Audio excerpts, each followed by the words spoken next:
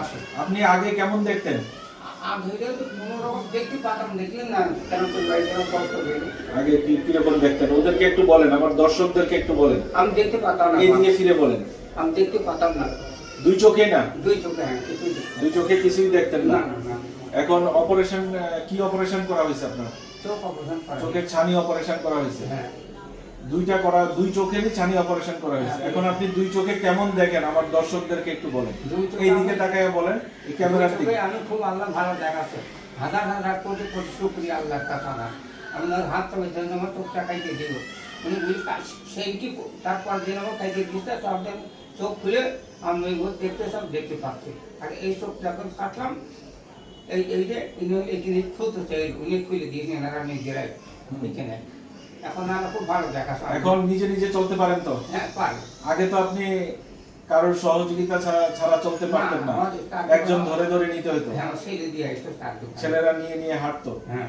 এখন নিজে নিজে যাইতে পারেন? হ্যাঁ। নিজে নিজে চলতে পারেন? হ্যাঁ। ঠিক আছে। পাঁচ খালা লাগে গেলাম, আর যেদিকে চোখ পেরিয়ে যাইলে চোখ সেদিকে আমার জামাই আর আমার নাই ছেলে নিচে কিসে করে করছিল, খুব কষ্ট পেলাম। রুগীর, আমার এই রুগীর অ্যাটেন্ডেন্স আছে, তার মেয়ের কাছ থেকে আমরা শুনবো তার বাবা কেমন ছিল আগে এবং এখন কেমন দেখে। আপনি একটু বলেন।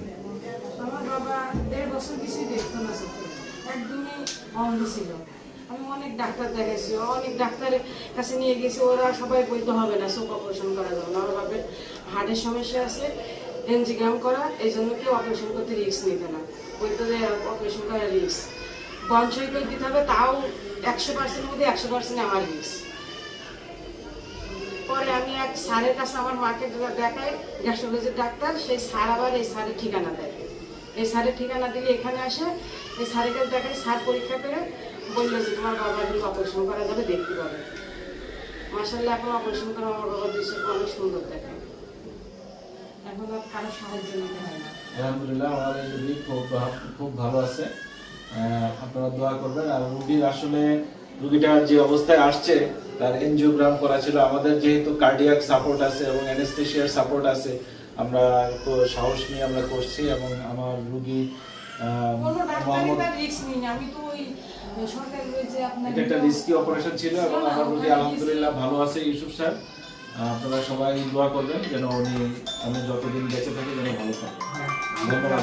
হ্যাঁ, আপনি দোয়া করবেন আমাদের জন্য। ওরে বাবা, ঠিক আছে। এই আসলে পারলাম না তো, আসলে প্রত্যেক